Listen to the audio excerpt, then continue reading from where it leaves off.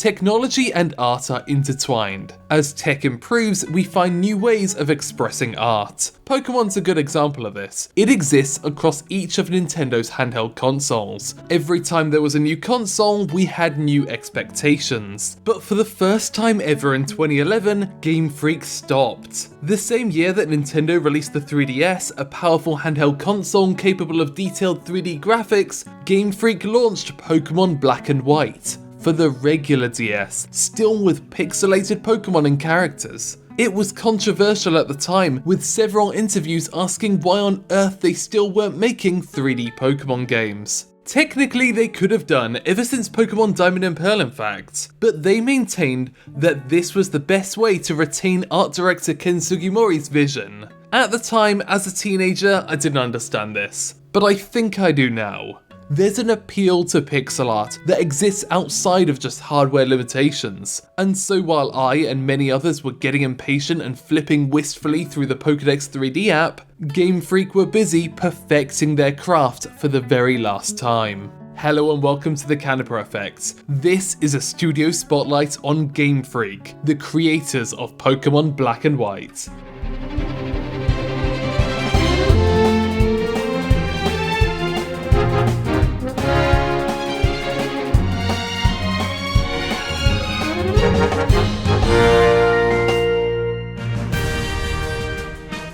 We didn't get the chance to appreciate pixels as an art form until the Game Boy. Pixels were obviously a part of games before, but we never quite saw them. When we emulate NES and SNES titles, we miss out on the fact that these pixelated characters were crafted specifically for CRT screens. Many artists would keep a TV on their desk to check how their work looked through the scan lines. Early consoles could only display a certain amount of colours, but game developers were coming up with tricks to create the impression of more detail by using the blurring intrinsic to CRT TVs. In fact, according to Square Enix pixel artist Koichi Ishii, when you display old Final Fantasy games on an LCD screen, you're not seeing their work as intended.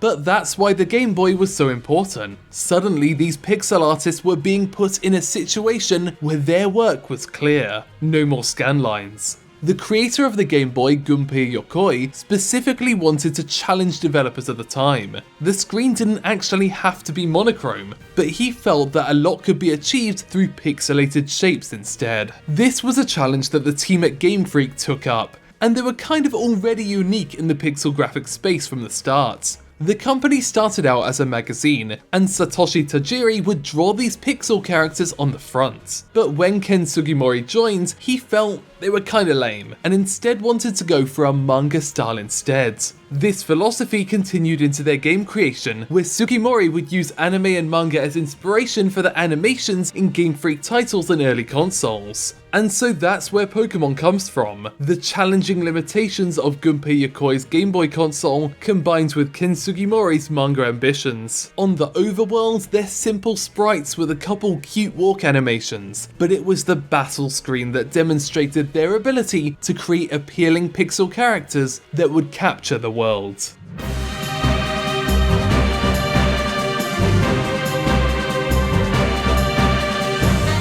Pokemon would eventually be realised in colour, and at the end of 2000 would be animated for the first time in Pokemon Crystal. Of course, we were already familiar with how these guys moved in the anime, but there was still something special about seeing these pixels wiggle. It's only a few frames, but it's a way of building character and establishing the unique personalities of your new best friends. Animated sprites returned for Pokemon Emerald later on, and while it was still basic, it was a step in the right direction. But then you get to Pokemon Black and White, and they don't stop.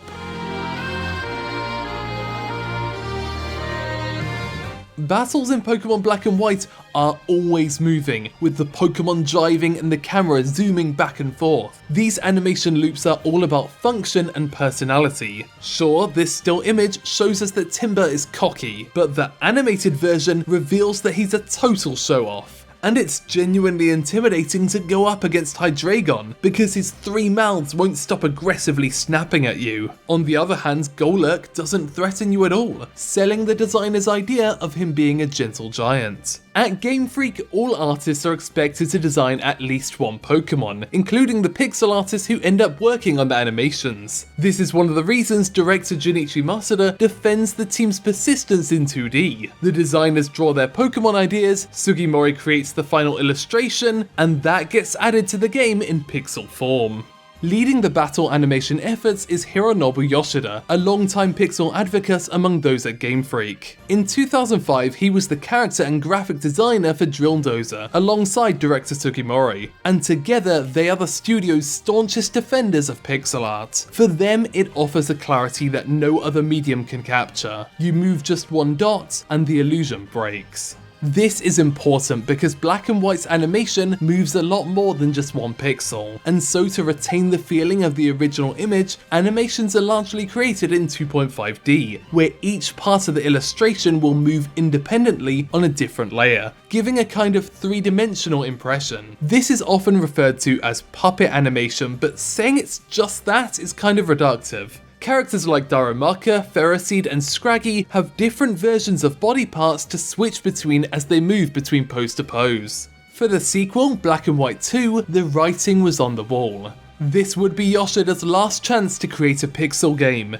and so he went all out. This time, not only would all the Pokemon be animated, but all trainers would as well, accentuating each of their personalities. Roxy will strum on the guitar before facing you. Iris, as a brand new champion, will need to psych herself up. In the original game, this was limited to the main characters, but now everything was in motion. Yoshida described development on the game being like a festival, a one last hurrah for pixel art, before his job was outsourced to the 3D animators at Creatures Inc.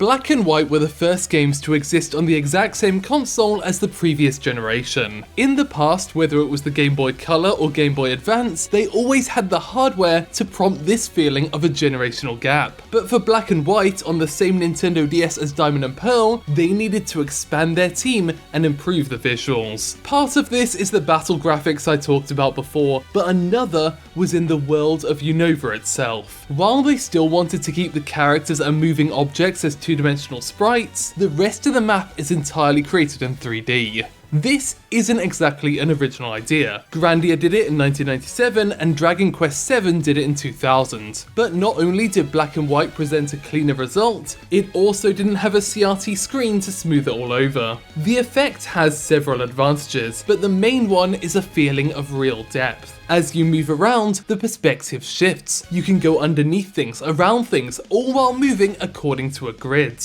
The 3D artists who created this were a mix of Game Freak veterans who had learned to work in the new medium and some new hires. And so because most of the team had been working on Pokemon for years, it retains the same flavour. One of the new hires was James Turner, a fellow Brit who already had experience with the brand from Pokemon Colosseum on the GameCube and other projects with Genius Sonority. He joined Game Freak as both a 3D artist and, as per the rules, a Pokemon designer as well. Back at Genius, he worked on the opening cutscene of Gale of Darkness, where Lugia steals a ship. And similarly, he created the animation for Reshiram and Zekrom for 2 of Black and White's cutscenes. One where N in pixel form acquires his legendary, and another at the end, the first mainline cutscenes to feature 3D Pokemon models. But while these are awesome, the really memorable parts of Black and White are when it defies our expectations, where they combine these 3D assets with traditional pixel art. From the moment you step outside your house, a flock of Woobat flies over, 2D sprites, but clearly moving about in 3D space. The same effect occurs with the leaves fluttering over you as you head up through Route 1, introducing you to the game's strengths in just the first few minutes. I liked Pokemon Sun and Moon a lot, and Pokemon X and Y also happened, but anytime they tried to impress me visually, it was always something you could expect. But Black and White was breaking its own rules, most dramatically when the camera that had been fixed for 16 years suddenly started moving. I don't think I'll ever forget the feeling of walking across Sky Arrow Bridge for the first time, with the camera constantly switching angles as boats cruise underneath you and trains rush alongside you. It's the first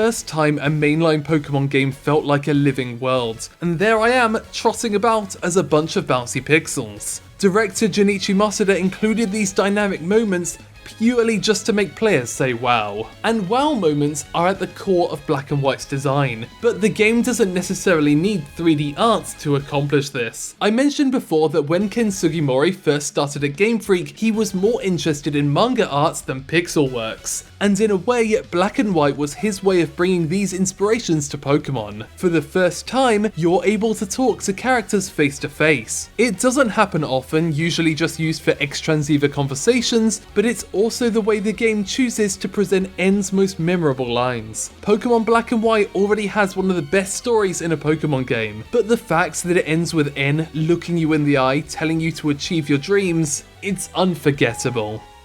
You said you have a dream. That dream? Make it come true. Wonderful dreams and ideals give you the power to change the world.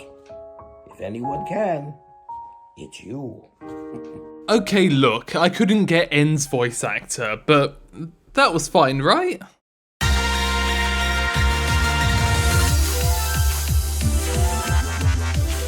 For me, both Pokemon Black and White and Black and White 2 are perfect games. At the time, I had hundreds of hours in them, and years later, I frequently go back and replay them. And that's not to say I haven't enjoyed the game since, but in the most literal sense, they don't make games like Black and White anymore. When they moved to full 3D with X and Y, the pixel artists were reassigned to working on concept art or UI design. They're still at the company today, but it is sad that we don't get to see Hironobu Yoshida's work anymore. We just get to see a 3D artist's interpretation of it. X and Y's visuals and the games thereafter heavily relied on outsourcing. Game Freak had people who could make the maps, but for the heavy lifting, it was largely the work of their sister company, Creatures Inc., who had been creating 3D Pokemon models and animations ever since Pocket Monster Stadium, and the 3D artists at Imagica Digitalscape, a massive CG production company. There was definitely skepticism at Game Freak in creating a full 3D game,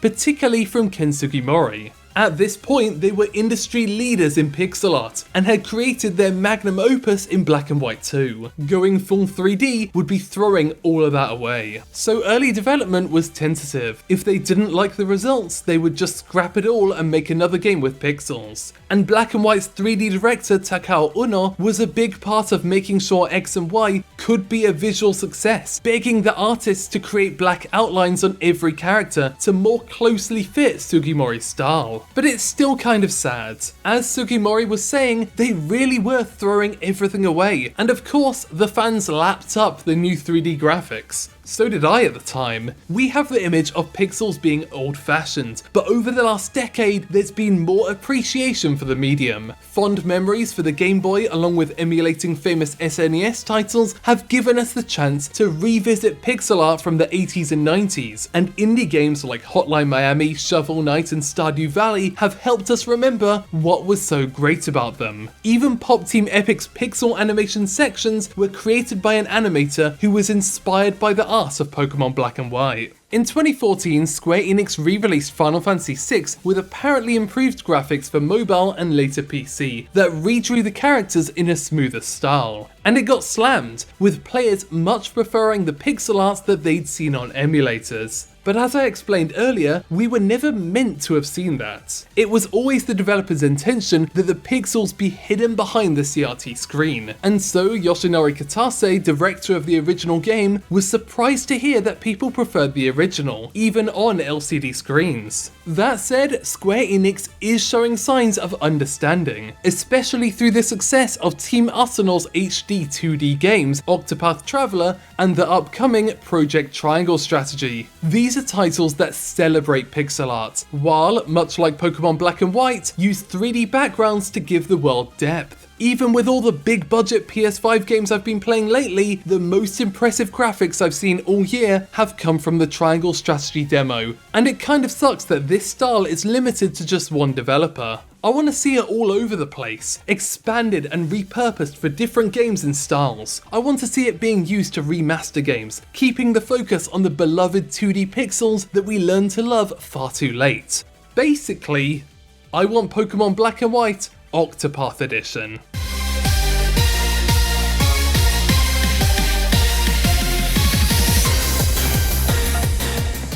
Gen 5 looks great upscaled. In fact, you've been seeing upscaled footage throughout this video. The 3D backgrounds are clean and complement the sharp pixel sprites, but they were made incredibly simple to be able to run on the standard Nintendo DS. Ideally, I want to see an Octopath style remaster that celebrates the pixel art from 2011 while showing how the 3D environment team have grown over the past decade. But at this point, it's incredibly doubtful that they'll return to creating pixel art.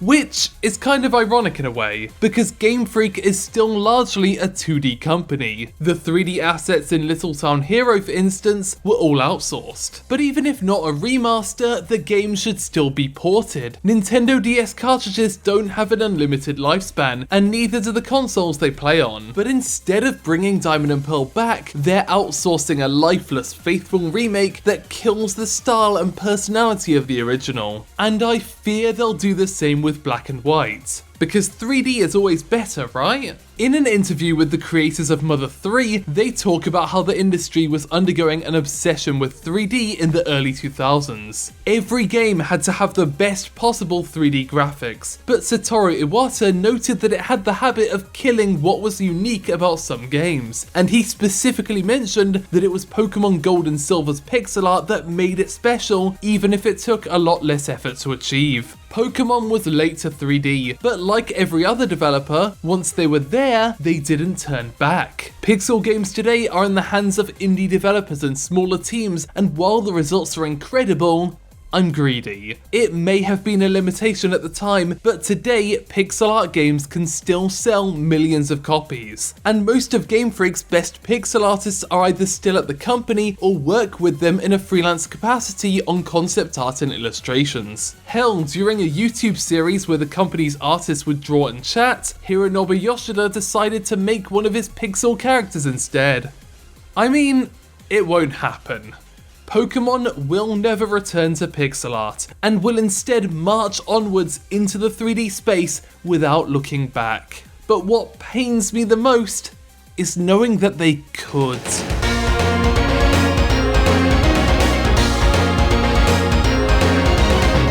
Thanks for watching the Canipa Effects. This is a video I've wanted to make for a long time, so thanks for bearing with me. But before I go, I'd like to thank these incredible people for supporting the channel. In particular, I'd like to thank Austin Hardwick, Dedameat, Eddie Laheka, Edwin Shale, Frizzy Canadian, Fujay, Frogkun, Jacob Bosley, JR Pictures, Matthew Grunsell, my own mother, Nolan Soga, Quentin Elkin Smith, Robert Miller, Ronald McDonaldson, and Tom Araman. This channel exists for videos on the animation of anime and sometimes games like this. So if you want more, please consider visiting patreon.com/The Canipa Effect.